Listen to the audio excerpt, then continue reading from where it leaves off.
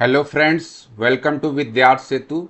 UPTET 2026 की परीक्षा जो है वो जुलाई में है।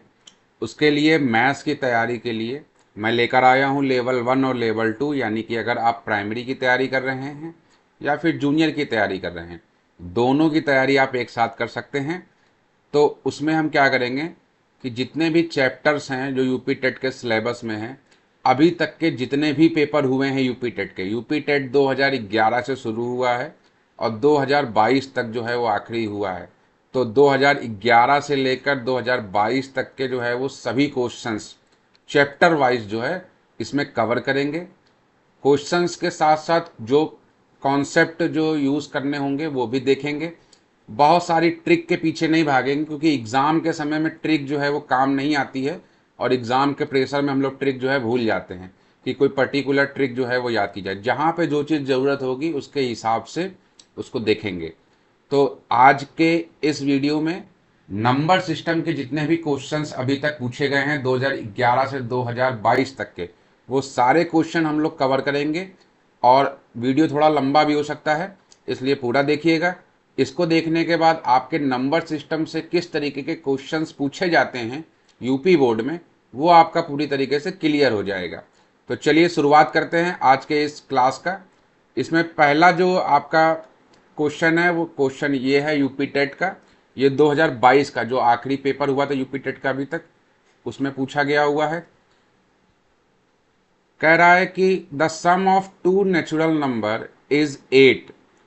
सम of two natural number is 8। Determine the numbers if the sum of their reciprocal is 8/15। दो प्राकृतिक संख्याएं, उनका योग दे दिया है कि कितना है वो योग आपको बता दिया है कि वो 8 है। यदि उनके व्युत्क्रमों यानी कि रेसिप्रोकल का योग जो है वो कितना है, 8/15 है। तो दोनों संख्याओं को ज्ञात कीजिए। दोनों संख्याएं क्या होंगी, चार ऑप्शन दिए हुए हैं। तो इसको हम कुछ नहीं करेंगे, सॉल्व करने का सीधा सा तरीका है कि हम लेट कर लेंगे कि एक संख्या x होगी और दूसरी संख्या जो है वो y होगी। तो हम क्या कर सकते हैं कि x प्लस वाई, भाई दोनों का सम कितना दिया हुआ है, 8 दिया हुआ है। कहा गया है ना, sum of two natural number is 8, तो 8 कर लिया। उसके बाद क्या कहा गया हमसे, कहा गया है कि x वन व्युत्क्रम यानी 1/x और 1/y सम की बात कर रहा है। ये हमको दिया हुआ है 8/15। 8/15 दिया हुआ है। इसको अगर हम और सॉल्व कर ले तो एलसीएम आ जाएगा इसका xy, और ऊपर आ जाएगा x प्लस का y इक्वल टू 8/15। देखिए x प्लस वाई की वैल्यू 8 है, यहाँ पे हम रख सकते हैं। तो ये कह सकते हैं कि 8/x plus Y equal to 8/15। 8 से 8 कैंसिल हो गया, तो हम कह सकते हैं कि x और y की वैल्यू कितनी आ गई आपके पास, 15 आ गई है। x और y की वैल्यू कितनी आ गई है, 15 आ गई है। यहाँ से जो है हम x की वैल्यू को ले सकते हैं।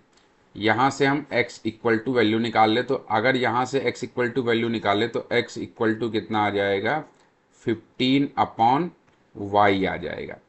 15/y वैल्यू आ गई है। इस वैल्यू को हम क्या करें, इक्वेशन 1 में हम पुट कर दें। ये मान लीजिए इसको हमने इक्वेशन 1 बना लिया था, तो इसमें अगर हम रखेंगे यहाँ पे, तो ये हो जाएगा 15/y plus Y equal to 8। इसमें एलसीएम ले लेंगे तो ये हो जाएगा 15, ये वाई हमारा क्या होगा, एलसीएम होगा, और ये हो जाएगा वाई स्क्वायर इक्वल टू 8। और सॉल्व करेंगे इसको, तो ये और जब हम इसको सॉल्व करेंगे तो देखिए क्या बन जाएगा, ये हो जाएगा 15 plus y square equal to 8y। इसको अगर सही तरीके से हम इक्वेशन बना लें, क्वाड्रेटिक इक्वेशन, तो ये होगा वाई स्क्वायर प्लस होगा इसमें वाई स्क्वायर माइनस का 8y और प्लस का 15 इक्वल टू 0। अब ये क्वाड्रेटिक इक्वेशन बन गया है यहाँ पे। तो अगर बेसिक तरीके से देखा जाए तो इस क्वाड्रेटिक इक्वेशन को अगर हम फैक्टर कर दें तो दो वैल्यू निकल के आएगी, वो इनमें से कोई एक आंसर होगा। लेकिन हमको जो है वो दोनों वैल्यूज़ का जो है वो इस तरीके से सॉल्व करने की ज़रूरत नहीं है कि हम उसको उस तरीके से पूरा सॉल्व करेंगे। हम यहाँ पे चेक कर लें कि ऐसे कौन से दो नंबर हैं जिनका मल्टीप्लिकेशन जो है वो 15 आ रहा है, और अगर हम उनको ऐड करें या सब्ट्रैक्ट करें तो माइनस का 8 आ जाए या 8। तो देखिए, अगर 4 4 जा करेंगे तो 16 आएगा, तो ये नहीं होगा। 6 2 जा जो है वो 12 होता है, ये भी नहीं होगा। 7 1 जा 7 होता है। 5 3 जा कितना होता है, 15 होता है। और हमको कितना चाहिए था, 15 चाहिए था। अगर आप इसका फैक्टर करके निकालेंगे तो इसका फैक्टर भी 3 और 5 आएगा। तो इसलिए ये ऑप्शन नंबर डी इसका जो है बिल्कुल करेक्ट ऑप्शन हो जाएगा। मैं बहुत ही धीरे धीरे बताऊंगा चीज़ों को। अगर आपको लगता है कि बहुत धीरे बता रहे हैं तो आप उसको स्पीड बढ़ा के भी देख सकते हैं, लेकिन बेसिक जो है वो चीज़ें क्लियर भी होनी चाहिए, उस हिसाब से क्वेश्चन को सॉल्व करेंगे। तो समझ में आ गया, इसका फैक्टर करने की ज़रूरत नहीं है। नेक्स्ट क्वेश्चन कह रहा है the difference and the product of two numbers are 5 and 36। आपको दो चीज़ें दी हुई हैं। क्या क्या दिया हुआ है कि डिफरेंस दिया हुआ है, प्रोडक्ट दिया हुआ है दोनों नंबर का, यानी कि डिफरेंस जो है वो 5 है और प्रोडक्ट जो है वो 36 है। Then the difference of their reciprocal, reciprocals का डिफरेंस निकालना है। जब डिफरेंस ऑफ रेसिप्रोकल कहेगा तो ये चीज़ ध्यान रखनी है, इसमें भी हम लेट कर लेंगे। मान लेंगे कि दो नंबर हैं, एक x है, दूसरा क्या है हमारे पास, y है। अब कह रहा है कि इसका डिफरेंस हमको दिया है, यानी x माइनस वाई, पीछे वाले में प्लस था, तो ये आपको कितना दिया हुआ है, 5 दिया हुआ है। दूसरा हमसे कह रहा है कि इसका प्रोडक्ट जो है एक्स वाई इक्वल टू कितना दिया है, तो ये दिया हमको 36। ये दो चीज़ हमको क्वेश्चन में दी है। हमसे पूछा क्या जा रहा है कि इनके व्युत्क्रमों का अंतर क्या है, यानी कि इनके रेसिप्रोकल का डिफरेंस क्या होगा। तो डिफरेंस समझने के लिए देखिए, बात को समझिए कि हमको x माइनस वाई दिया हुआ है। अगर हम 1/x माइनस का 1/y निकालेंगे तो यहाँ पे एक्स वाई बनेगा, और चूंकि निगेटिव है तो ये y माइनस का x बनेगा। हमको चाहिए x माइनस का y, तो इसलिए इसको ऐसे नहीं करेंगे। इसको करने के लिए रेसिप्रोकल का जब डिफरेंस कहता है तो जो दूसरा नंबर है उसको पहले करते हैं, यानी कि 1/y माइनस का 1/x। जब इसको सॉल्व करेंगे तो यहाँ पे आएगा एक्स वाई, और यहाँ होगा एक्स माइनस का y बन जाएगा।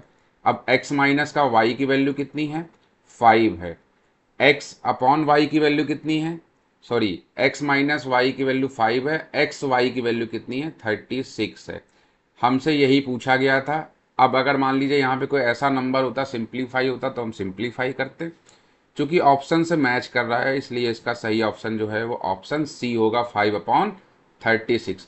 तो इसमें याद रखने वाली बात बस यही है कि ध्यान रखना है कि जब रेसिप्रोकल्स का डिफरेंस पूछेगा तो डिफरेंस बनाते समय हमेशा ध्यान रखेंगे कि जो ऊपर बनता है, हमको x माइनस वाई पता है तो हमको भी x माइनस वाई बनाना रहेगा, ताकि हम इसमें चीज़ों को कर सकते हैं।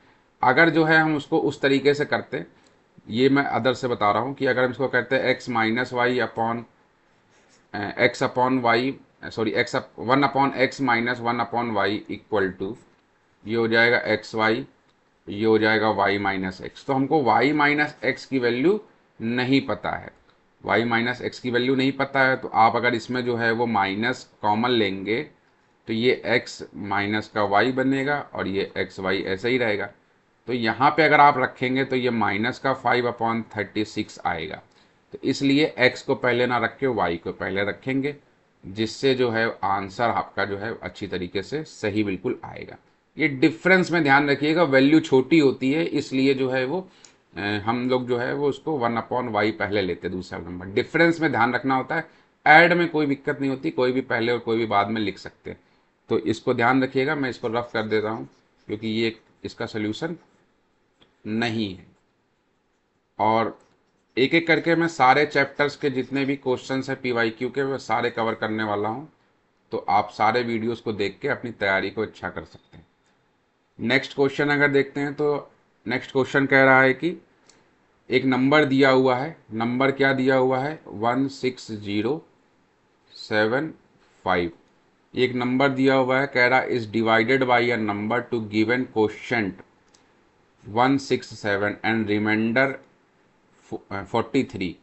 देन डिवीज़र इज, डिवीज़र हमको बताना है। हिंदी में कह रहा है कि एक नंबर दिया हुआ है 16075 को किसी संख्या से भाग देने पर, किस संख्या से भाग दे रहे हैं वही हमको बताना है।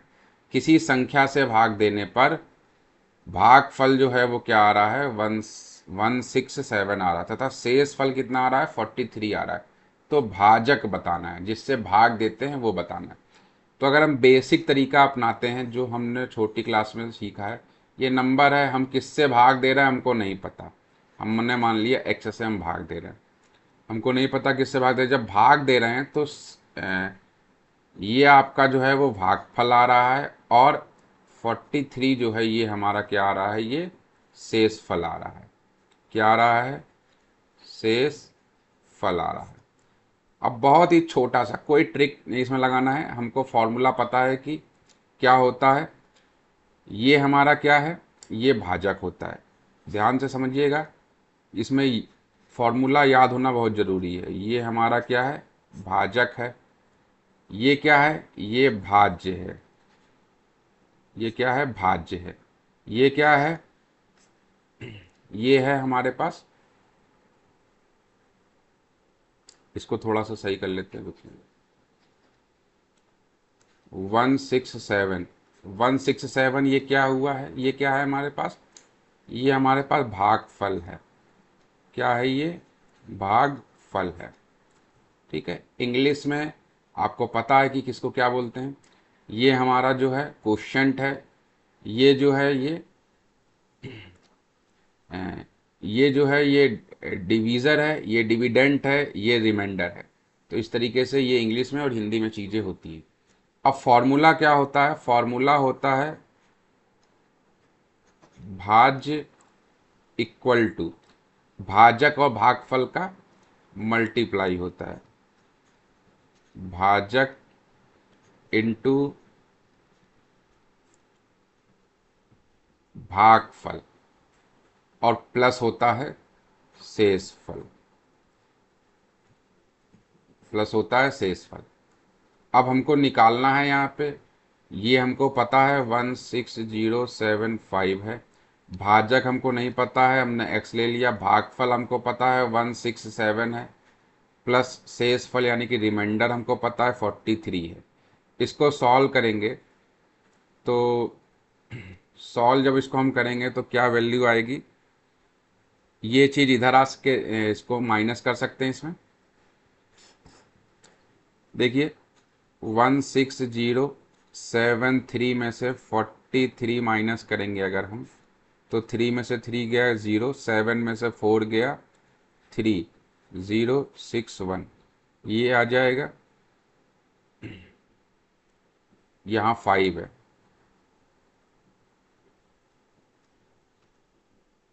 ये 5 है, और 5 में से 3 जाएगा तो कितना होगा, 2 हो जाएगा। ये बचेगा, यानी अगर इसको इधर लेके जाएंगे तो ये निगेटिव हो जाएगा, और निगेटिव हो जाएगा तो कितना बचेगा, 1632 सब ट्रैक हो जाएगा, और x इंटू 167 बचेगा। ठीक है, अब हम क्या करेंगे, x इक्वल टू 16032 अपॉन 167 आ जाएगा। जब 167 आ गया, इसको हम जब डिवाइड दें करेंगे तो हमको ये चेक करना है, अब डिवाइड करना, हमारे पास 4 ऑप्शन है, इस 4 ऑप्शन में से ही कोई एक आ रहा होगा आंसर। तो इसको हम पूरा डिवाइड करेंगे तो इसमें समय जाएगा। इससे अच्छा है कि इसको हम किसी तरीके से चेक कर ले कि क्या आंसर आ सकता है। तो देखिए इसका लास्ट डिजिट क्या है हमारे पास, लास्ट डिजिट जो है वो भाजक क्या होगा, ये चेक करना, जितने बार में जाएगा वही आंसर आ जाएगा। तो अगर हम जो है वो सबके लास्ट में 6 है, तो चेक करने का कोई फ़ायदा नहीं है, यूनिट डिजिट सबका सेम दे दिया है, हम इसको डिवाइड ही कर लेते हैं। आपको ये चीज़ समझ में आ रही होगी, अगर इसको डिवाइड हम करते हैं तो ये 16032 दिया हुआ है, इसको 167 से अगर हम डिवाइड करेंगे तो ये 160 है, ये 167 है। तो एक डिजिट और ले लेंगे इसमें, जब एक डिजिट और ले लेंगे तो अगर हम इसको 10 टाइम्स लेके जाएंगे तो 10 टाइम्स कितना आएगा, इसका 10 टाइम्स आ जाएगा 1670। 1670 जो है वो 1632 से ज़्यादा है, इसलिए 9 टाइम लेके जाएंगे। तो जब 9 टाइम लेके जाएंगे तो इसका मल्टीप्लाई करा के चेक करना पड़ेगा कि 167 × 9 कितना होगा। तो इसका मल्टीप्लाई करा लीजिए। 3051 1503 कर दिया। ये हो गया हमारा ज़ीरो, ये भी ज़ीरो, यहाँ 1 हो गया, ये ज़ीरो हो गया। अब आगे आ गया 2। अब कितनी बार में जाएगा, तो सब में 6 ही है तो 6 बार ही लेके जाएंगे। जब 6 बार लेके जाएंगे तो 6 बार लेके जाने में कितना आंसर इसका आएगा, चेक कर लेते हैं 6 बार में कितना आंसर आ रहा है। 167 × 6, इसको सॉल्व करेंगे तो ये आपका आ जाएगा, भाई अगला डिजिट देखिए 9 आ गया तो अगला डिजिट तो 6 ही होगा। हालांकि अगला चेक करने की ज़रूरत नहीं है, आप चेक करेंगे तब भी वही आंसर आएगा। कितना आंसर आएगा इसका, 102 आ जाएगा, 102 आ जाएगा 6 टाइम में। लेकिन आगे 6 टाइम चेक करने की जरूरत नहीं, क्योंकि 9 आपको मिल चुका है। और देखिए 9 यहाँ पे सिर्फ एक जगह है, बाकी सब में यूनिट डिजिट सब जगह 6 है, यानी कि ऑप्शन ए जो है वो आपका होगा। इससे समय बचेगा और आप आसानी से चीज़ों को कर पाएंगे। नेक्स्ट क्वेश्चन है, क्वेश्चन नंबर 4 है। कह रहा है the number of positive prime integer, positive prime integer को जो है वो दिया हुआ है आपको। The number of positive prime integers जो कि 50 से कम होगा इज, क्या होगा, 50 से छोटे धन पूर्णांकों में अभाज्यों की संख्या बतानी है। इसमें एक चीज आपको पता होनी चाहिए, आप याद रखेंगे तो बहुत अच्छी बात है। देखिए प्राइम नंबर जो होते हैं वो तो आपको पता है कि वो ऐसे नंबर होते हैं जो खुद से कटते हैं या फिर 1 से कटते हैं। 1 से तो सभी नंबर कटते हैं। तो इसका सीधा सा तरीका ये होता है, जो जानने वाली बात है, कि 0 से लेके जो 50 तक के नंबर होते हैं उसमें आपके कुल 15 जो है वो प्राइम नंबर होते हैं। ये कई बार सीधे सीधे पूछा जाता है, इसलिए आप इसको याद कर सकते हैं कि 0 से लेके 50 तक में जितने भी प्राइम नंबर होते हैं वो कुल 15 होते हैं। क्योंकि आप लिख के चेक करेंगे तो समय बहुत जाएगा।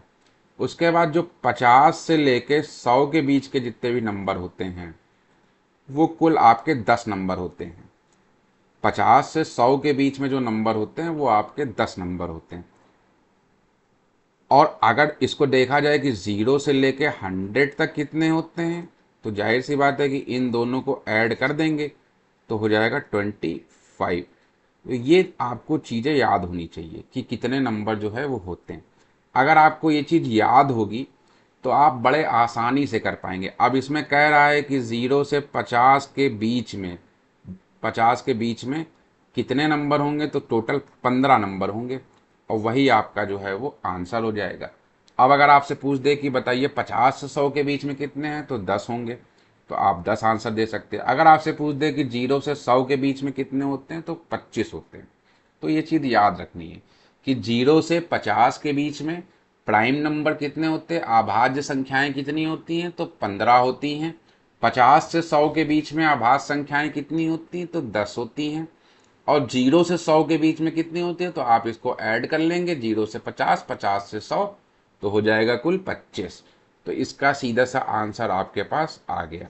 ये बहुत ही सिंपल सा तरीका था करने का क्वेश्चन, 1 मिनट में क्वेश्चन सॉल्व हो जाएगा। और ये याद होना जरूरी, क्योंकि अगर आप सारे नंबर लिखेंगे तो क्वेश्चन वैसे भी सॉल्व कर सकते हैं, लेकिन समय ज़्यादा जाएगा। और समय, चूंकि आप जानते हैं कि यूपी टेट में 150 मिनट में 150 क्वेश्चन करने होते हैं, यानी कि 1 मिनट में एक क्वेश्चन करना होता है। कुछ क्वेश्चंस ऐसे होंगे जो 1 मिनट से ज़्यादा समय ले लेंगे, तो इसलिए समय जहाँ बचे वहाँ बचाना भी पड़ेगा। मैं बहुत धीरे धीरे पढ़ाऊँगा, अगर आप धीरे धीरे पढ़ सकते हैं और देख सकते हैं तो बिल्कुल देखिए, आपको समझ में आएगा, आपको कुछ ना कुछ लाभ ही मिलेगा। और मैं पूरा जो है वो यूपी टेट पढ़ाने वाला हूँ, सारे चैप्टर्स कंप्लीट करूँगा। अगला क्वेश्चन है क्वेश्चन नंबर 5। ये भी यूपी टेट 2022 में जो री एग्ज़ाम हुआ था, आपको पता होगा कि 2021 में नवंबर में पेपर था, वो कैंसिल हो गया था क्योंकि पेपर आउट हो गया था, लीक हो गया था। इसके बाद फिर दोबारा पेपर हुआ था। ये री एग्ज़ाम का क्वेश्चन है। इससे पहले वाला जो क्वेश्चन है वो भी री एग्ज़ाम का था, पेपर 1 में पूछा गया है। जितने भी क्वेश्चन पेपर 1 के हो चाहे पेपर 2 के जो अभी तक आए हैं वो सारे क्वेश्चन मैं कराने वाला हूँ। क्या कह रहा है इसमें कि twice the larger of two numbers is 3 more than 5 times the smaller and the sum of 4 times of the larger and 3 times the smaller is 71। What are the numbers. ये वर्ड प्रॉब्लम टाइप का question है। अगर आप इसको जो है अच्छे से पढ़ के समझ लेंगे तो क्वेश्चन बहुत आसानी से जो है आपका सॉल्व हो जाएगा। तो देखिए हिंदी में पढ़ देता हूँ। कह रहा है दो संख्याओं में से बड़ी संख्या का दोगुना छोटी संख्या के 5 गुने से 3 ज़्यादा है तथा बड़ी संख्या के 4 गुने और छोटी संख्या के 3 गुने का योग जो है वो 71 है। वे संख्याएं क्या होंगी। हमको संख्या जो है वो बतानी है कि वो संख्याएं जो है वो क्या होगा। तो सबसे पहले जो है हम मान लेते हैं कि मान लिया हमने, क्या माना कि जो लार्जर नंबर है, एल फॉर लार्जर नंबर, वो हमने मान लिया एक्स है।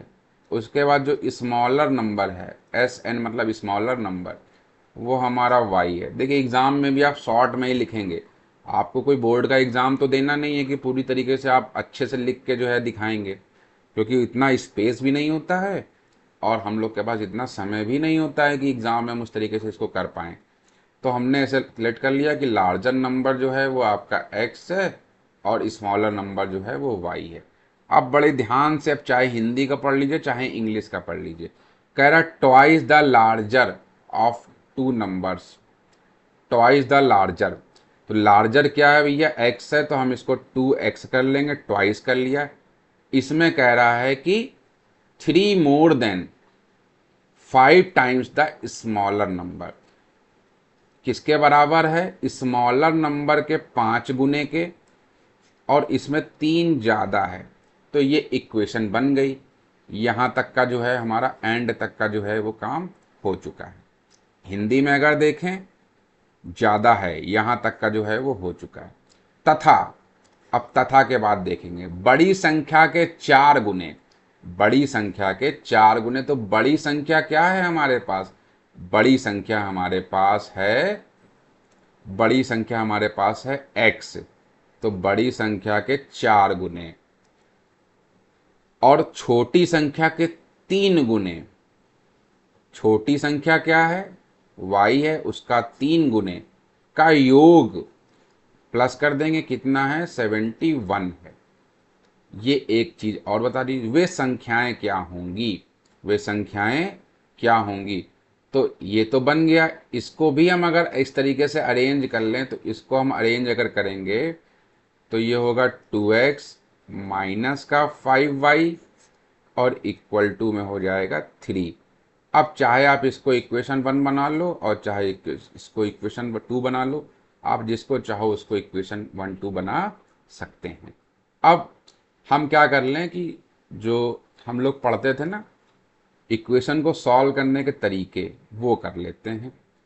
तो क्या कर ले हम इक्वेशन 1 है उसको ऐसे ही रखेंगे, उसके बाद सब्ट्रैक्ट कर देंगे और इक्वेशन 2 में हम 2 का मल्टीप्लाई करेंगे।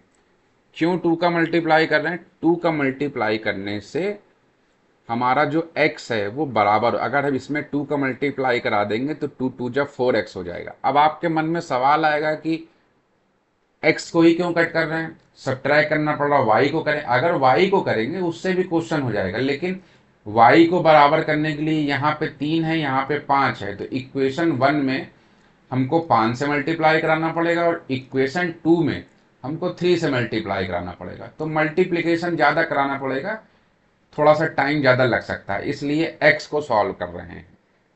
अब चूंकि x दोनों प्लस प्लस हैं तो सब्ट्रैक्ट करेंगे तो जब सब्ट्रैक्ट करेंगे तो साइन चेंज हो जाएगा, तो x कैंसिल हो जाएगा। ऐड करेंगे तो साइन चेंज नहीं होगा, तो जो है वो ऐड हो जाएगा। तो हमको तो x को कट करना है, हमको सिंप्लीफाई करना है। तो 4x ऐसे ही रहा, प्लस 3y ऐसे ही रहा, इक्वल टू 71 भी ऐसे रहा। इक्वेशन 2 में जब 2 का मल्टीप्लाई कराएंगे तो 2 2 जा हो जाएगा हमारे पास 4x, माइनस का 5 2 जा 10y, और 3 2 जा 6 हो जाएगा। अब इसको सब्ट्रैक्ट करेंगे, यहाँ माइनस होगा, ये प्लस होगा, ये माइनस होगा, ये हमारा कैंसिल हो जाएगा। इसको देखेंगे तो ये हो जाएगा 13y, और ये हो जाएगा आपके पास 65। कितना हो जाएगा ये? 65 हो जाएगा। तो y की वैल्यू कितनी आ जाएगी? 13 पंजे 65 होता है, तो y की वैल्यू आ गई हमारे पास 5।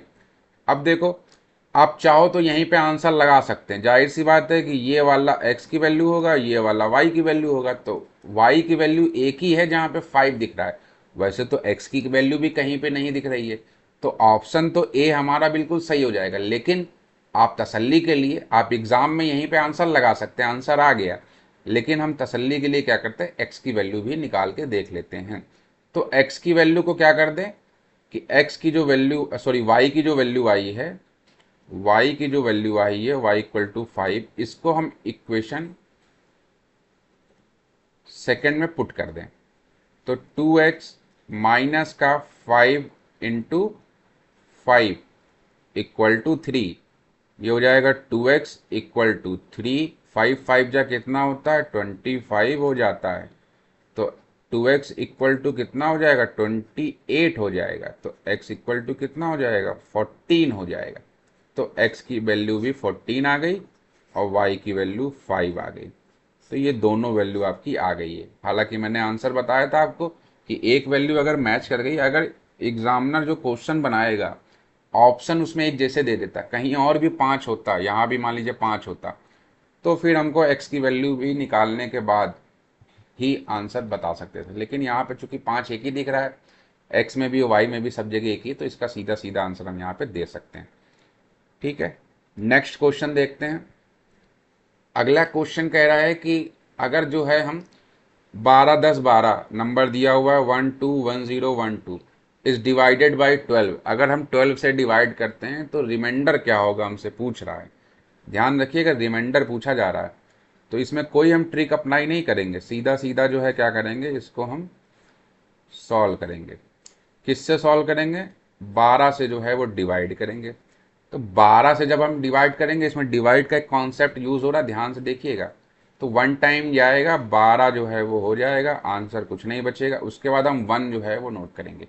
अब चूंकि 1 तो जा नहीं सकता, तो अगला डिजिट हम फिर से नोट करेंगे, तो एक जीरो यहाँ पे बढ़ता है। अब चूंकि अभी भी छोटा नंबर है, तो अगला डिजिट हम फिर से लेंगे तो 101 हो जाएगा। तो जब एक डिजिट और लिया तो एक जीरो और बढ़ जाएगा। जब एक जीरो और बढ़ गया, अब हम इसको सॉल्व करेंगे। तो 12 अट्ठे कितना होता है? 96 होता है, 96 होता है। यहाँ पे माइनस कर दिया हमने। अब जब इसको सॉल्व करेंगे तो ये हो जाएगा 2 और ये हो जाएगा 5, 52 आ जाएगा। अब 12 से कितनी बार में जाएगा? तो 12 चौक कितना होता है? 48, 12 4 जा 48 होता है। तो माइनस करके यहाँ से भी हम इसको जो है वो सॉल्व करेंगे तो ये 4 आ जाएगा। हमसे पूछा क्या गया था? हमसे रिमाइंडर पूछा गया था। क्या पूछा गया था? रिमाइंडर कितना होगा? तो रिमाइंडर कितना आ गया? 4। इसी रिमाइंडर को भी हम क्या बोलते हैं? शेष फल बोलते हैं। देखिए, मैं हिंदी इंग्लिश दोनों में पढ़ा रहा हूँ ताकि किसी को कोई दिक्कत ना हो। ठीक है, तो इसका 4 आंसर जो है बिल्कुल सही हो जाएगा। बस यही जीरो वाला कॉन्सेप्ट आप याद रखिएगा, क्योंकि जीरो लगना होता है, कई लोग इसी में गड़बड़ कर देते हैं, इस वजह से जो है वो आपका आंसर गड़बड़ हो जाता है। चलिए अगला क्वेश्चन देखते हैं। क्वेश्चन नंबर 7 कह रहा है, अब काफ़ी बड़ा क्वेश्चन दिया हुआ है। क्वेश्चन में कह रहा है हमसे कि 378 का मल्टीप्लाई कराओ 236 से, 236 का मल्टीप्लाई कराओ 2459 से, और 459 का मल्टीप्लाई कराओ 312 से। अब इसका अगर हम मल्टीप्लाई कराने लगे तो हो चुका। हमसे क्या कहा गया है? गुणनफल में इकाई का अंक क्या होगा, जिसको हम बोलते हैं यूनिट डिजिट। यूनिट डिजिट या यूनिट प्लेस जो बोलते हैं वो हमको निकालना है। तो हम भैया पूरा नहीं कराएंगे, हम सबका जो है वो इकाई का अंक जो है वो हम ले लेते हैं। मैंने पूरा ये नोट किया आपको समझाने के लिए, आप सीधे एग्ज़ाम में इकाई के अंक सबके जो है वो नोट कर लीजिए। तो हमने सबके इकाई के अंक नोट कर लिए। 8 यहाँ से ले लिया, 6 यहाँ से ले लिया, 9 जो है वो यहाँ से ले लिया और 2 जो है वो हमने यहाँ से ले लिया। अब हम मल्टीप्लाई कराना शुरू करते हैं और हमारा फोकस सिर्फ यूनिट डिजिट पे, क्योंकि यूनिट डिजिट ही पूछा गया है। तो 9 टू जा जब कराएंगे तो 18 आएगा। 18 का हमारे काम का 8 है यूनिट डिजिट। 8 का 6 से मल्टीप्लाई जब कराएंगे तो कितना आएगा, 48 आएगा। 48, 48 में फिर से 8 हमारे काम का है। अब 8 का जब 8 से मल्टीप्लाई कराएंगे तो 64 आएगा। 64 जब आएगा तो इसमें यूनिट प्लेस जो है वो क्या दिख रहा है हमको, 4 दिख रहा है। तो यही 4 जो है हमारा क्या हो जाएगा, यही हमारा आंसर हो जाएगा। तो 4 कहीं दिख रहा है, बिल्कुल दिख रहा है। ऑप्शन नंबर डी में आपका 4 जो है वो है, यही आपका जो है वो आंसर हो जाएगा। नेक्स्ट क्वेश्चन देख लेते हैं। अगला क्वेश्चन जो है क्वेश्चन नंबर 8 है। क्वेश्चन नंबर 8 में क्या कह रहा है कि which of the following number is divisible by 99। कौन सा नंबर है जो 99 से विभाजित होगा। Which of the following number is divisible by 99। अब इसमें देखिए रूल समझ लीजिए कि डिविजिबिलिटी के कुछ रूल होते हैं, वो रूल आपको समझना जो है वो जरूरी होता है। जो नंबर होते हैं, जो 3 का रूल होता है वही 9 का भी रूल होता है। ऐसे क्या है कि मान लीजिए यहाँ 9 का रूल लग रहा है या 3 का लग रहा है, तो आप कोई और क्वेश्चन भी आएगा तो सॉल्व कर पाएंगे। इसमें होता क्या है कि a number is divisible by 3 और 9 when the sum of digits of the number is divisible by 3 और 9। यानी कि कोई भी नंबर दिया हुआ है और उसका सम जो है सभी अंकों का योग कर दे, अगर वो अगर 3 और 9 से जो है डिविजिबल हो रहे हैं तो वो पूरा नंबर जो है वो डिविजिबल होगा। ये रूल होता है, ठीक है। जैसे मान लीजिए कि अगर दिया हुआ है 1 2 3 प्लस 4 ऐसे दिया हुआ है और इसको जो है हम ऐड करते हैं, और ऐड करने के बाद जो भी, जैसे यहाँ पे आ रहा है 4 3 7 7 2 9 1 10, ये 10 आ रहा है। ये 10 3 से भी डिविजिबल नहीं है और 10 जो है वो 9 से भी डिविजिबल नहीं है। तो जो नंबर होगा ये आपका जो है वो डिविजिबल नहीं माना जाएगा, ठीक है। ये चीज़ आपको ध्यान रखनी है। तो इसमें हम करेंगे क्या, ये मैंने समझाने के लिए लिखा है, मैं इसको रफ कर देता हूँ।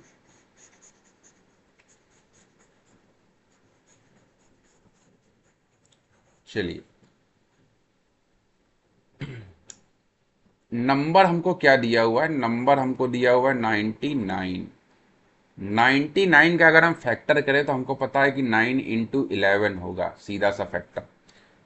अब अगर कोई संख्या जो है वो 99 से डिविजिबल है तो उसके फैक्टर से भी डिविजिबल होगी।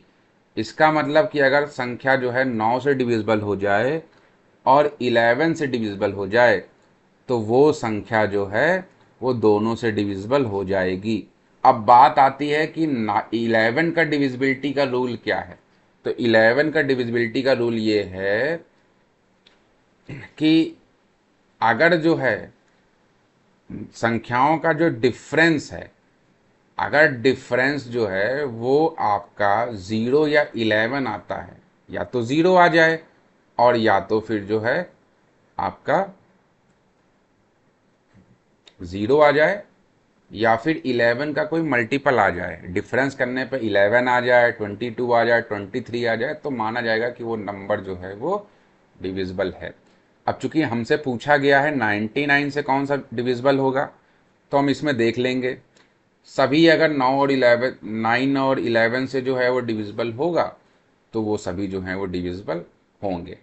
तो चेक करने का क्या तरीका है हमारे पास, हम एक एक नंबर को उठा लें और चेक कर लें। यहीं पे चेक कर लेते हैं। 9 और 3 कितना होगा, 12 होगा। 12 और 6 कितना होगा, 18 होगा। आ गया 18। उसके बाद ये वाला चेक करेंगे तो 5, 5 और 2 कितना होगा, 7 होगा। 5 और 2 कितना होगा, 7 होगा। तो जब हम इसका डिफरेंस निकालेंगे, बड़े वाले में से छोटे वाले को माइनस करेंगे, तो यहाँ पे जो है ना 11 का कोई डिविजिबल नंबर आ रहा है क्या आपके सामने नज़र में, बताइए ज़रा। बिल्कुल नज़र आ रहा है यहाँ पे। एक बार चेक कर लेते हैं। 9 और 3 जो है वो 12 हो गया, 12 6 जो है 18 हो गया।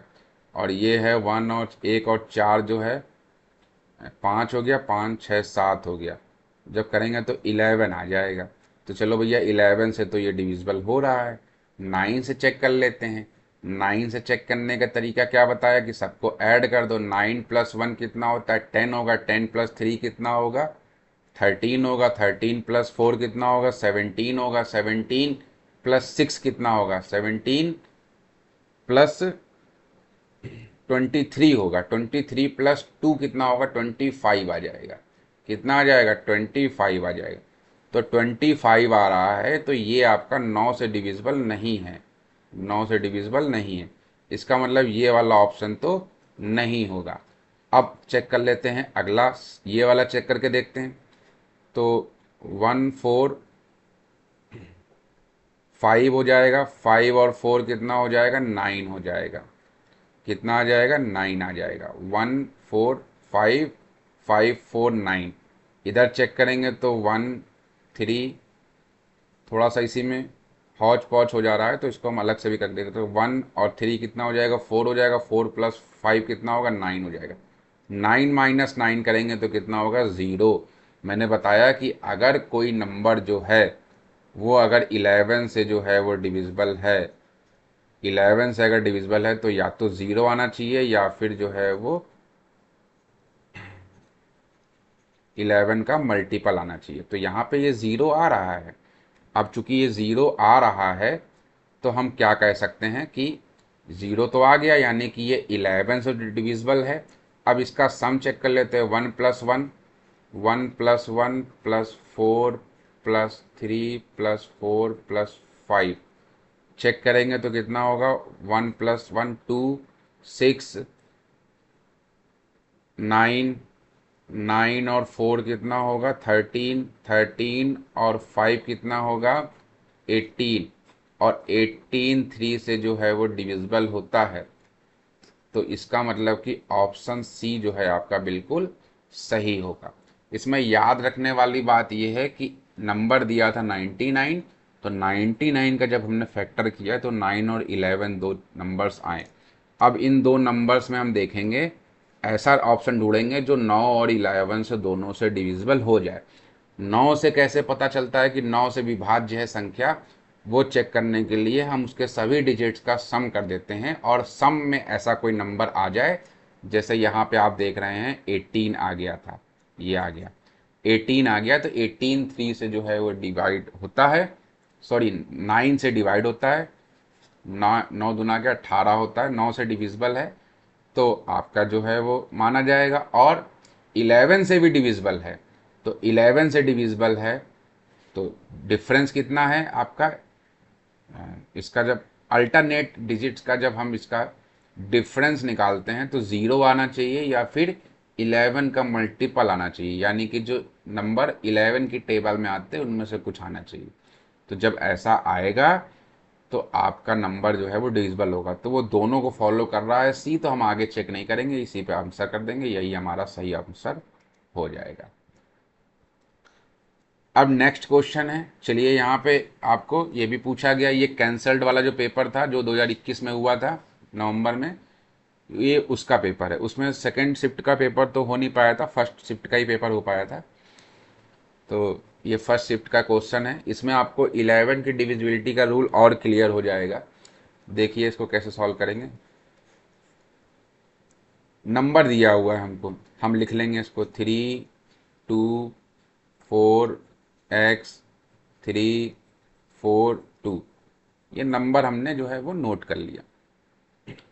अब इसमें क्या करेंगे, कि अल्टरनेट डिजिट देख लेते हैं। ये अल्टरनेट है, ये इसके अल्टरनेट है और ये इसके अल्टरनेट है। तो इन अल्टरनेट डिजिट को अगर हम देखें तो 3+4+3+2 कितना आएगा? 3 और 3 कितना होगा? 6 हो जाएगा। 6 4 10 2 12 कितना आ गया? 12 आ गया, 12 आ गया। उसके बाद 2x4 ये देखेंगे तो 2+x+4 देख लेंगे तो ये हो जाएगा 6 प्लस का x हो जाएगा, 6+x हो जाएगा। अब जब इसमें जब देखेंगे चीज़ों को तो कैसे सॉल्व करेंगे? अब हमें कह रहा है कि न्यूनतम अंक चाहिए हमको। क्या चाहिए? न्यूनतम अंक चाहिए। x की जगह पे सबसे छोटा नंबर चाहिए जिससे जो 11 से जो है वो विभाज्य होता है। अभी मैं पीछे बता चुका हूँ क्वेश्चन नंबर 8 में कि अगर कोई नंबर 11 से जो है वो डिविजिबल है तो इसका मतलब ये है कि उसका डिफरेंस या तो 0 आना चाहिए और या फिर कोई ऐसा नंबर आना चाहिए जो हमारा 11 का मल्टीपल हो। समझ में आ रही बात? तो इसमें हम छोटा नंबर लेना है हमको, x की जगह पे कोई भी छोटा नंबर लेना है। तो अगर हम 0 लेंगे तो 6 ही रहेगा और 6 माइनस 12 करेंगे, 12 माइनस 6 करेंगे तो कुछ होगा नहीं। क्या 1 लेंगे तो होगा 7 हो जाएगा, 7 में से 12 करेंगे तो ना 0 आएगा और ना ही आपको 11 का कोई मल्टीपल आएगा। 2 लेंगे तो भी नहीं आएगा। अब हम इसमें से सबसे छोटा नंबर लेके देख लेते हैं। ऐसे सारे नंबर ले सकते हैं लेकिन चूंकि ऑप्शन हमको दिया हुआ है तो हम ऑप्शन से जो है वो बता सकते हैं। मैं बहुत धीरे बता रहा हूँ इसलिए ताकि आप कैसे सोचते हैं वो भी देख सकें। सबसे छोटा नंबर यहाँ पे हमको 3 दिख रहा है। अगर हम 3 यहाँ पे रखते हैं x की जगह पे, 3 पुट करते हैं तो 6 और 3 जो है वो 9 हो जाएगा। 12 में से 9 माइनस करेंगे तो आपका 0 नहीं आएगा, ना ही 11 का कोई मल्टीपल आएगा। तो ये तो आपका ऑप्शन नहीं हो सकता। उसके बाद 5 है, अगर हम 5 लेंगे यहाँ पे तो भी नहीं होगा क्योंकि 11 होगा, 1 बच जाएगा 12 से माइनस करने में। 6 जो है वो बिल्कुल सही ऑप्शन आपका दिख रहा है हमको, क्योंकि 6 अगर हम यहाँ पे लेंगे तो 6+6 कितना हो जाएगा? 12 हो जाएगा और 12 माइनस 12 करेंगे तो 0 हो जाएगा। अगर 8 लेंगे तो भी नहीं हो पाएगा, तो इसलिए ऑप्शन नंबर ए यहाँ पे बिल्कुल सही है। तो इस तरीके से इसको हम कर सकते हैं। चलिए अगला क्वेश्चन देखते हैं। कह रहा है कि नंबर दिया हुआ है आपको, क्वेश्चन पढ़ लीजिए। क्वेश्चन में कह रहा है नंबर दिया, इसको p/q में आपको बदलना है। p/q में कैसे बदलेंगे इसको? तो नंबर आपको दिया हुआ है पॉइंट में करके। आपको पता है कि जब हम पॉइंट हटाते हैं तो 1 लगाते हैं, पॉइंट के बाद जितने डिजिट होते हैं उतना हम क्या करते थे? 0 लगा देते हैं। इसका मतलब कि यहाँ पे अगर देखा जाए तो ये आपका P हो गया और ये जो हो गया आपका Q हो गया। अब इसमें कह दिया है कि Q क्या हो सकता है, तो हमको Q यहाँ पे क्या दिख रहा है? 10 दिख रहा है, 10 दिख रहा है। और ऑप्शन में 10 कहीं दिखाई दे रहा है? तो बिल्कुल दिखाई दे रहा है। ऑप्शन में 10 जो है वो ऑप्शन नंबर बी में दिखाई दे रहा है। तो ये आपका बिल्कुल सही हो जाएगा। इसमें हमें कुछ नहीं करना था, सीधा सा तरीका था, सॉल्व हो गया और कुछ करने की ज़रूरत ही नहीं है। चलिए अगला क्वेश्चन देखते हैं। क्वेश्चन नंबर 11 है। देखा क्वेश्चन नंबर 10 कितना सिंपल था। तो जो ऐसे क्वेश्चन होंगे वहां पे समय बचाना है और जो थोड़े से डिफिकल्ट होंगे वहां पे समय लगाना है। बस इन्हीं चीज़ों का ध्यान हमें देना है और इस तरीके से क्वेश्चन जो है वो सॉल्व हो जाएगा। तो इसको सॉल्व अगर करते हैं तो इसमें देखिए 4 चीज़ें दी, कौन सा सही नहीं है कह रहा है। ए दिया है, बी दिया है, सी दिया है और डी दिया है। हमसे पूछा कौन सा सही नहीं है, नॉट ट्रू पूछा है, ये ध्यान रखिएगा, सही नहीं है, नॉट ट्रू। सबसे पहला कह रहा है कि sum of two integer is a integer. क्या दो कोई भी नंबर अगर हम इंटीजर ले ले तो उनका सम जो है वो इंटीजर आता है? बिल्कुल आता है। अगर हम 5 में 3 ऐड कर दें तो 7 आएगा। अगर कोई निगेटिव नंबर ले लें, 5 में हम -3 ऐड कर दें तो 2 आ जाएगा। और अगर जो है हम निगेटिव नंबर और कुछ ले लें, मान लो माइनस का 7 में प्लस का 4 कर दें, तो भी माइनस का 3 आ जाएगा। तो ये भी इंटीजर है, ये भी इंटीजर है, ये भी इंटीजर है। इसका मतलब कि ये वाली बात बिल्कुल सही है, लेकिन हमको चाहिए जो सही नहीं है, तो ये ऑप्शन नहीं हो सकता। दूसरा ऑप्शन चेक करते हैं। दूसरा ऑप्शन में कह रहा है कि दो परिमेय संख्याओं का योग एक परिमेय संख्या होगी। बिल्कुल होगा परिमेय संख्या। अगर जो है हम 1/2 में 1/3 ऐड कर दें, तो ये 3 2 जा 6 हो जाएगा, और एलसीएम कितना आएगा, 5 आएगा, 5/6 आएगा। ये भी एक क्या है, ये भी एक हमारी परिमेय संख्या है। तो ये भी ऑप्शन बिल्कुल सही है। अगर सही है तो ये भी फिर हमारा आंसर नहीं हो सकता। ऑप्शन सी देखते हैं। कह रहा दो अपरिमेय संख्याओं का योग एक अपरिमेय संख्या होती है। अब अपरिमेय संख्या क्या होती है? परिमेय संख्या तो फ्रैक्शन होती है। अपरिमेय संख्या जैसे रूट वाली संख्याएं होती है। तो अगर हम √2 दिया हुआ है, इसमें अगर हम माइनस का √2 जो है वो कर दें, तो आंसर क्या आएगा? आंसर आएगा 0। 0 जो है एक रैशनल नंबर भी कह सकते हैं, लेकिन ये अपरिमेय संख्या तो नहीं है। इसका मतलब कि ये हमारा जो बात दिया हुआ है ये गलत हो गई। अगर ये गलत हो गई तो यही आपका हमसे पूछा था क्या गलत है, तो यही हमारा ऑप्शन जो है वो सही हो जाएगा। अब तीसरा भी देख लेते हैं, कई बार काम आता है। कह रहा दो प्राकृतिक संख्याओं का योग एक प्राकृतिक संख्या होती है। बिल्कुल सही बात है। कोई भी नंबर्स को अगर हम ऐड करेंगे तो वो एक नंबर ही निकलेगा, वो प्राकृतिक संख्या ही होगा। तो दो प्राकृतिक संख्या अगर लेते हैं हम, 2 + 3 करते हैं, दोनों प्राकृतिक संख्याएं हैं, तो ऐड करने पे 7 आएगा, और 7 भी हमारा जो है वो प्राकृतिक संख्या ही है। तो इसमें ऑप्शन जो है ये भी हमारा सही है, डी वाला सही है, इसलिए ये भी आंसर नहीं हो सकता। जो गलत था वही हमारा आंसर होगा। तो इसमें ऑप्शन सी जो है वो आपका बिल्कुल सही आंसर होगा।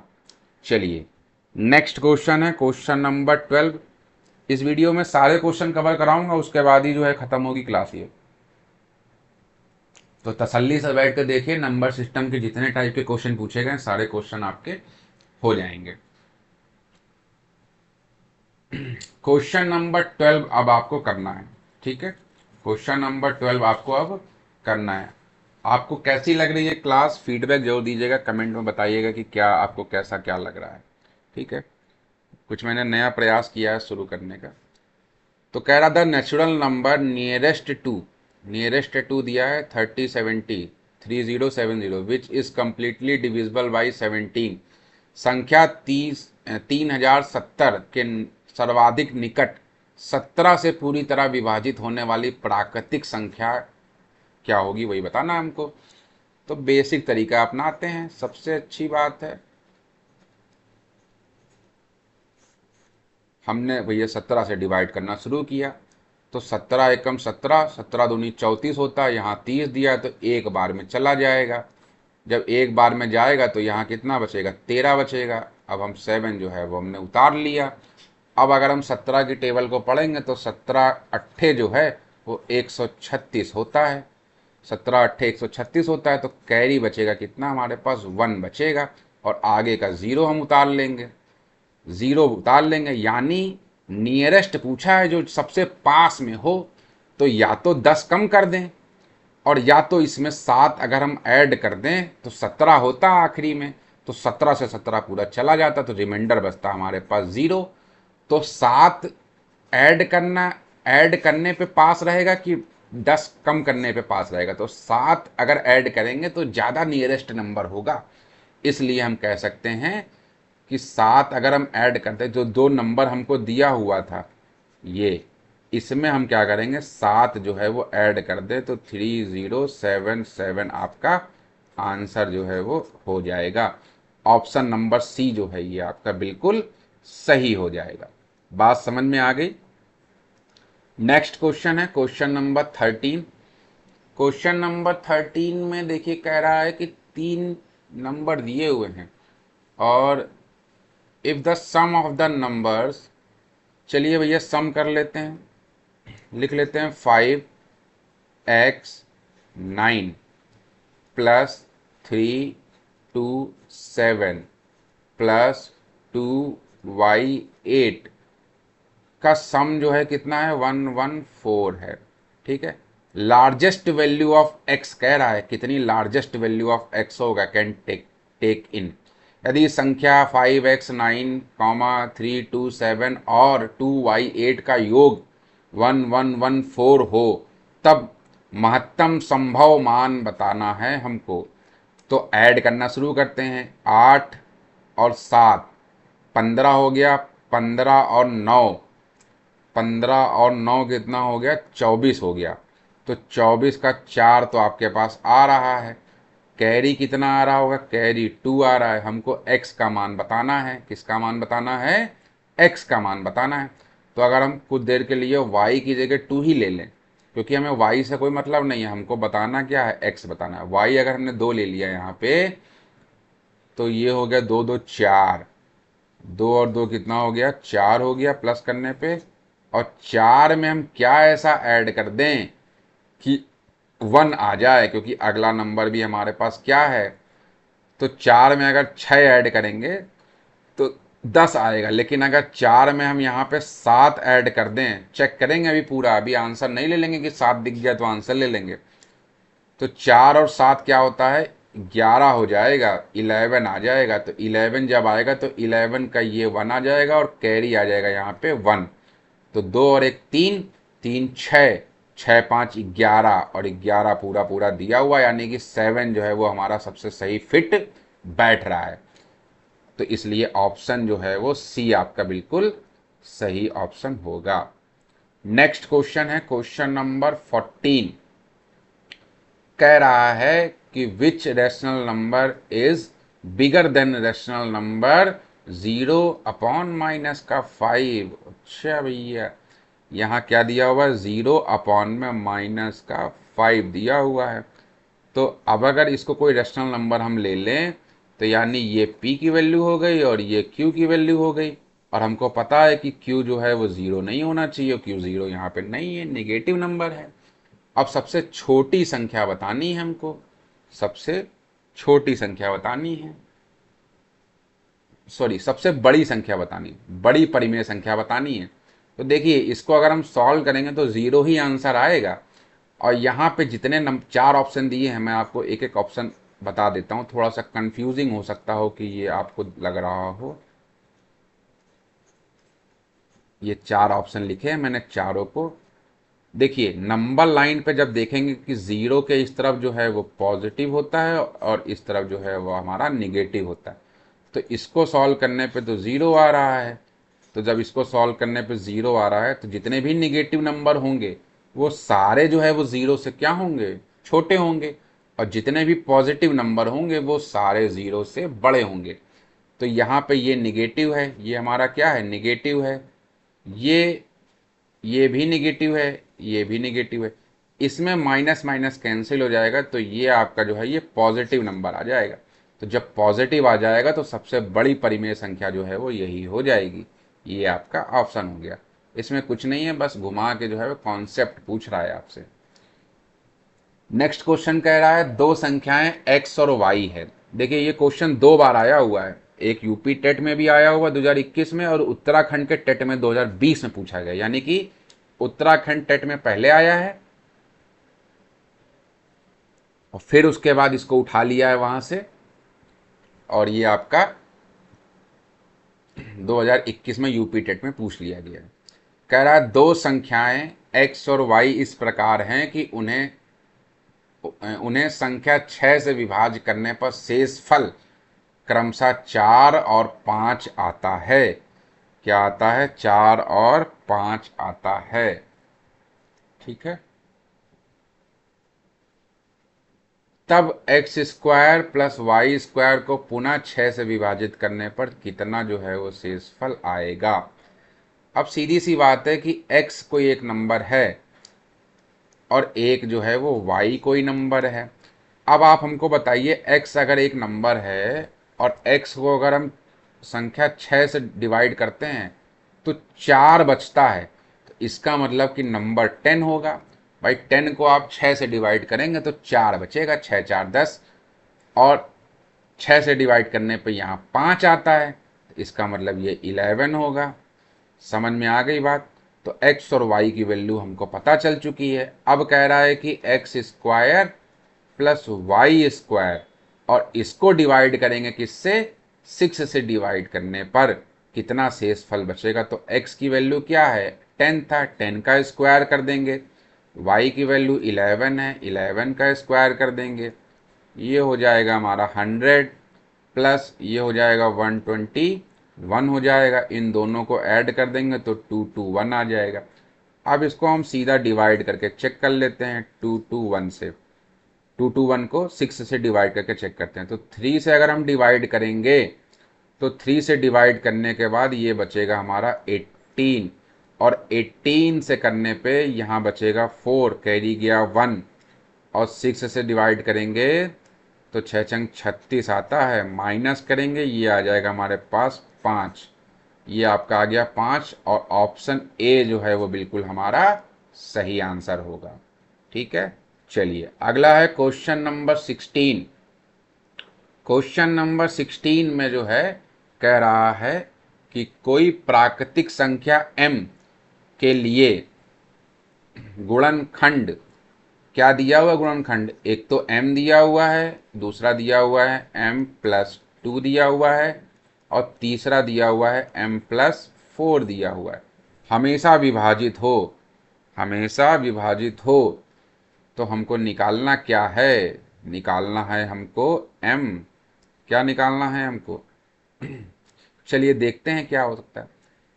तो इनमें से किससे विभाजित होगा यही देखना है हमको। तो अगर हम m की जगह वैल्यू रखना शुरू करें, 1 रखें, 2 रखें, 3 रखें, 4 रखें, 5 रखें, इस तरीके से वैल्यूज जो है वो रखें।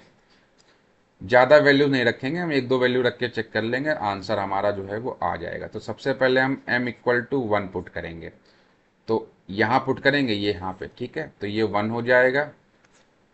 यहाँ क्या होगा, 1+2 हो जाएगा, ये क्या हो जाएगा, 1+4 हो जाएगा। तो इसको देखा जाए तो ये क्या बनेगा, 1×3×5 बनेगा। उसके बाद m=2 वैल्यू पुट करके देख लो भाई, तो ये 2×2+2 बन गया, इंटू 2+4 बन गया। सॉल्व करेंगे इसको तो 2 का 2 रहेगा, और ये 2+2 4 हो जाएगा, और 4+2 कितना हो जाएगा, 6 हो जाएगा। m=3 रख के चेक कर लें, m=3 रख के चेक कर ले अगर, तो ये बनेगा 2, और ये हो जाएगा 3+2 सॉरी ये 3 होगा, 3, और ये 3+4। तो इसको देखेंगे तो ये क्या बनेगा, 3×5×7। यहाँ पे ऐसा कौन सा नंबर है, क्या a अगर 7 है, क्या 7 से ये डिविजिबल है, नहीं है। क्या 7 से ये डिविजिबल है, हाँ है। जब ये डिविजिबल नहीं है तो चेक करने, सबसे डिवाइड होना चाहिए, हमेशा विभाजित होगा, हमेशा विभाजित होगा। तो 7 तो नहीं हो सकता। 2 जो है वो ये वाला इससे यहाँ डिवाइड नहीं होगा, यहाँ होगा, तो 2 भी नहीं हो सकता। 3 अगर देखें तो 3 यहाँ से डिवाइड है, 3 यहाँ मिल रहा है, ठीक, 3 का मल्टीपल यहाँ भी मिल रहा है, 3 यहाँ भी मिल रहा है, तो 3 हमारा सही ऑप्शन होगा। 5 देखेंगे तो 5 से यहाँ मिल रहा है, तो हमारा सी जो है वो बिल्कुल सही ऑप्शन होगा। ठीक है, ये आपको ध्यान रखना है। अब आप कहेंगे कि 4 रख के देखे तो एक रख लीजिए, m=4 रख के भी चेक कर लीजिए, तो 4, और ये हो जाएगा 4+2 यानी कि 6, और यहाँ पे जब 4 रखेंगे 4×4=8 हो जाएगा। तो यहाँ देखिए फिर से 3 का मल्टीपल आ जाएगा, तो 3 से जो है वो विभाजित हो रहा है। तो ये आपका जो है वो क्वेश्चन था, क्वेश्चन नंबर 16। चलिए अगला क्वेश्चन है क्वेश्चन नंबर 18। क्वेश्चन नंबर 18 को जब हम सॉल्व करेंगे, कह रहा है 8 से विभाज्य होने वाली संख्या क्या है। ऑप्शन दिए हुए हैं कि कौन कौन से होगा, पहला दूसरा है, पहला तीसरा है, इस तरीके से दिए दी हुई। तो सबसे पहले तो समझ लो कि 8 से डिवाइड होने का रूल क्या होता है कि 8 जो होता है वो 2 की पावर 3 होता है। क्या होता है? 2 की पावर 3 होता है। अरे भाई, इसको जब हम देखेंगे तो 2 × 2 × 2 करते हैं तो 8 ही तो आता है। तो ये हमारा जो है वो, तो 8 का नियम होता है कि अंतिम 3 अंक, कितनी पावर है? 3 है। अंतिम 3 अंक जो है वो, अगर देखो 2 में क्या होता है कि अंतिम का 1 अंक, 4 में क्या होता है, 4 को हम लिख सकते हैं 2 की पावर 2 यानी कि अंतिम के 2 अंक। 8 क्या होता है? 8 को हम लिख सकते हैं 2 की पावर 3 यानी अंतिम के 3 अंक। तो ये देखा जाता है, ठीक है। ये 2 3 4 16 सबका जो है, 3 का नहीं, 2 4 8 16 इनका रूल होता है, ठीक है। जो भी 2 की पावर बनते हैं तो अंतिम के 3 अंक जो है, जितने भी नंबर दिए हुए हैं, जो भी आपके 8 से डिवाइड हो जाएंगे तो वो हमारा जो है वो बिल्कुल सही होगा। तो अंतिम से अगर पहला वाला देखें, पहले वाले ऑप्शन में क्या दिया हुआ है? 2 5 2 4 0 दिया हुआ। आखिरी के 3 अंक जो है वो 8 की टेबल में 24 आता है, तो ये डिविजिबल है।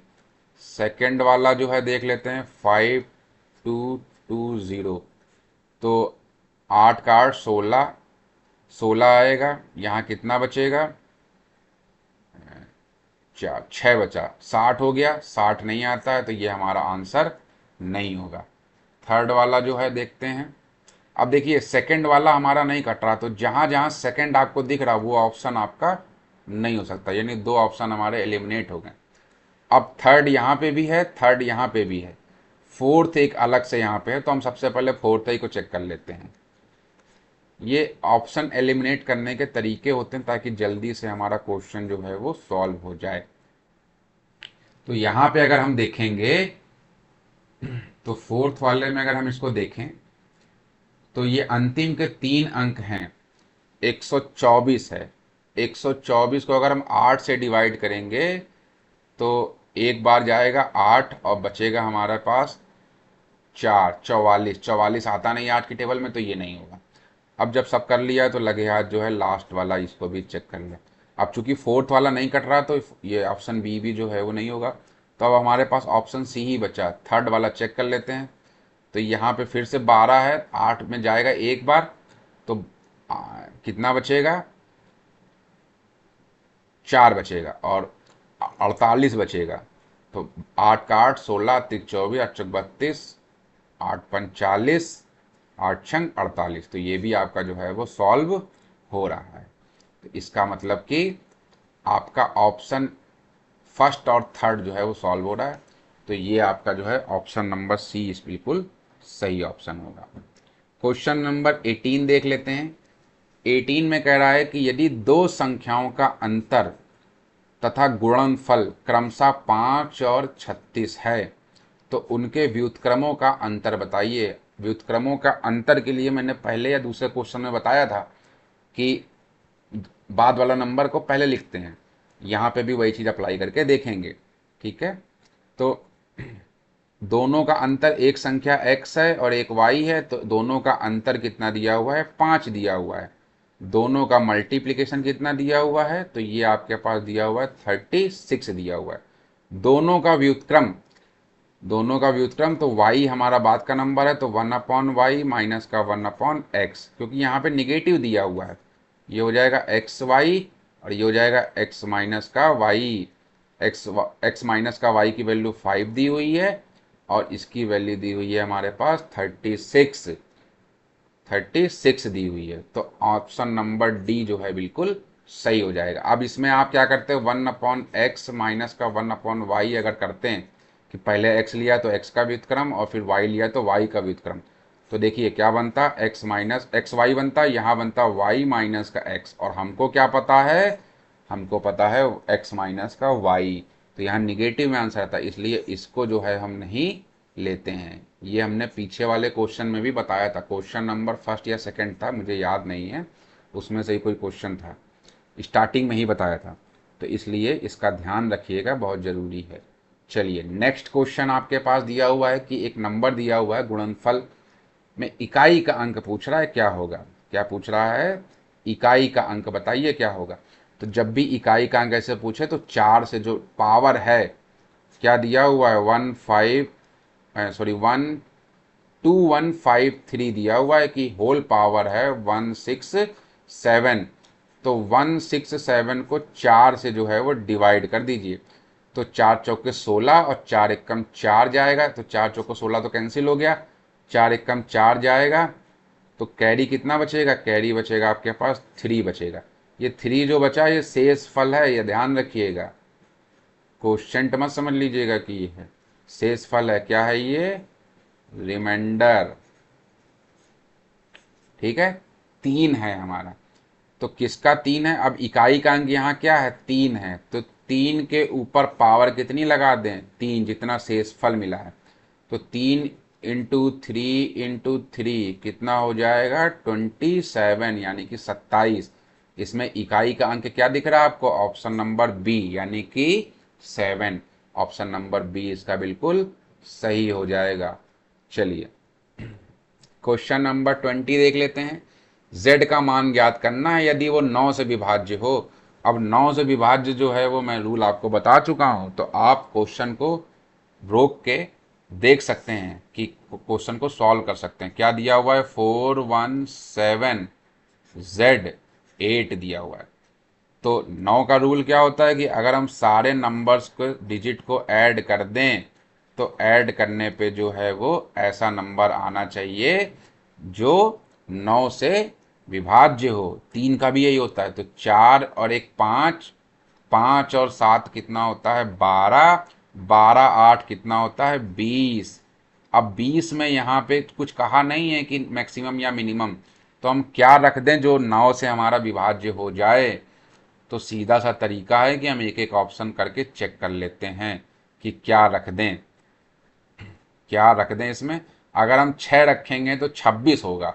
क्या 26 जो है वो यहाँ पे अगर हम x की जगह पे 6 रखेंगे तो 26 होगा। 26 9 से जो है 9 का 9 भाई, 9 की टेबल 9 का 9 18, 9 त्रिक 27 होता है। तो 9 तिया 27 होता है, तो 9 3 27 होता है। तो जाहिर सी बात है कि 20 हमारे पास है, तो 7 अगर हम रख देंगे तो यहाँ पे 7 रखने पे 27 आ जाएगा। और जो 8 से जो है वो डिविजिबल है, सॉरी 9 से जो है वो डिविजिबल है, 8 लिख दिया, 9 से जो है वो डिविजिबल है। ये आपका बिल्कुल सही आंसर होगा। ये 2020 में आया हुआ क्वेश्चन है। अगला क्वेश्चन है, ये भी एक जो है वो स्टेटमेंट वाले क्वेश्चन है। कह रहा कौन सा कथन सही है। ये बहुत ध्यान से पढ़िएगा कि सही कौन सा है गलत कौन सा है, क्या कह रहा है। इसमें कह रहा है कि सबसे छोटी अभाज्य संख्या 1 होती है। भैया ये तो सरासर गलत है। सबसे छोटी अभाज्य संख्या जो होती है वो 2 होती है। प्राइम नंबर होता जो है वो 2 होता है, और वही इकलौता इवन नंबर भी होता है। सम संख्या भी वही होती है। अगर पूछा जाए कि सम और अभाज्य संख्या क्या होती है, तो एक ही नंबर होता है वो 2 होता है, उसके अलावा कोई भी सम संख्या जो है वो नहीं होती। तो पहला स्टेटमेंट तो गलत है। दूसरा कहा जा रहा है कि एक अभाज्य संख्या विषम भी हो सकती है।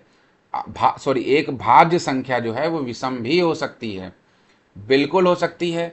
अगर विषम संख्या देखी जाए तो 9 जो है, 9 जो है एक विषम संख्या भी है। विषम हो गया, रुक जाइए 1 मिनट। 9 जो है वो आपका विषम भी है, और इसके साथ साथ ये जो है ये भाज्य भी है, क्योंकि 9 जो है वो क्या होता है 3 से भी जाता है और 9 से भी जाता है। तो इसलिए ये क्या होगा, ये हमारी जो है वो भाज्य संख्या होगी। तो ये बिल्कुल सही है। तो ये आप इसका आंसर हो जाएगा। लेकिन चलिए हम लोग बाकी के 2 भी देख लेते हैं, क्योंकि कई बार दूसरे क्वेश्चंस में काम आता है। कह रहा है कोई सम अभाज्य संख्या नहीं होती है। अभी मैंने ऊपर वाले में बता दिया, ये गलत है भैया। 2 जो होता है वो सम भी होता है और अभाज्य भी होता है, यानी प्राइम नंबर भी होता है। तो ये तो गलत हो गया, डी है। डी कह रहा है 2 अभाज्य संख्याओं का योगफल सदैव अभाज्य होता है। अच्छा, 2 अभाज्य संख्या ले लें हम। एक 3 है, वो भी एक अभाज्य संख्या है, एक 5 है, ये भी एक अभाज्य संख्या है। इन दोनों का सम करेंगे तो 8 आएगा। 8 जो है वो जो है क्या है, हमारा भाज्य संख्या है। यहाँ पे एक वर्ड लिखा हुआ सदैव। अब सदैव अगर लिखा है तो फिर ये तो गलत हो जाएगा। तो ये और स्टेटमेंट गलत हो रहा है, तो इसलिए ये भी ऑप्शन नहीं होगा। कभी अभाज्य भी आ सकता है, कभी भाज्य भी आ सकता है, लेकिन इसमें लिख दिया सदैव अभाज्य होगा, तो सदैव अभाज्य तो नहीं आ रहा। दो अभाज्य संख्याओं को जब हम ऐड कर रहे हैं तो एक भाज्य संख्या आ गई है, अब वो भी दोनों जो है वो अभाज्य संख्या हैं, तो इसलिए इसमें ऑप्शन नंबर बी बिल्कुल आपका सही होगा। क्वेश्चन नंबर 22 कह रहा है 49 की पावर 15 माइनस का 1 किस संख्या से पूर्णता विभाजित होगा। इसमें एक ट्रिक बताता हूं, थोड़ा सा याद रखना कि x की पावर n है -1, तो नीचे x की पावर 1 होता है, x की पावर 1 होता है, ये चीज ध्यान रखनी है। तो यहाँ पे x क्या है, x देखा जाए तो 49 है, और n क्या है, तो n आपका यहाँ पे 15 है। तो अगर इससे कंपेयर करा दें तो ये हो जाएगा 49 की पावर 15 माइनस का 1 अपॉन नीचे क्या होगा x क्या है 49 माइनस का 1, और जब इसको सॉल्व करेंगे तो ये हो जाएगा 49 की पावर 15 माइनस का 1, 49 में से ये हो जाएगा 48, तो किससे विभाजित है, तो 48 आ गया आपका, 48 से विभाजित है, 48 से विभाजित है। और अच्छा इसमें 48 है लेकिन सिर्फ एक नंबर नहीं है, इसमें दो नंबर कोई होंगे, तो 48 का अगर हम 48 आ रहा है, इस 48 का ये 48 आया ना, ये इस 48 का अगर हम फैक्टर करें तो 8 इंटू 6 48 होता है, तो 6 तो कहीं दिया नहीं लेकिन 8 दिया हुआ, यानी सेकंड और थर्ड जहाँ दिया होगा वो हमारा बिल्कुल सही ऑप्शन होगा। तो ऑप्शन नंबर सेकंड और फोर्थ जहाँ दिया हुआ है वो बिल्कुल सही है, 48 और 8, तो ऑप्शन नंबर सी सेकंड और फोर्थ वाला ये बिल्कुल आपका सही आंसर होगा। चलिए अगला देखते हैं, नेक्स्ट क्वेश्चन है क्वेश्चन नंबर 23, सॉल्व करते हैं। अगला है और ये इस वीडियो का आखिरी क्वेश्चन है, इसको हम लोग सॉल्व कर लेते हैं। कह रहा है a+2, a दिया है a+2 a+4 प्राइम नंबर है, then the number of value of a, अविभाज्य संख्याएं हो तो a के कितने मान हो सकते हैं, a के कितने मान हो सकते हैं ये हमको देखना है। तो हम भैया अभाज्य संख्या की बात की है, किसकी बात की है, अभाज्य संख्या की बात की है।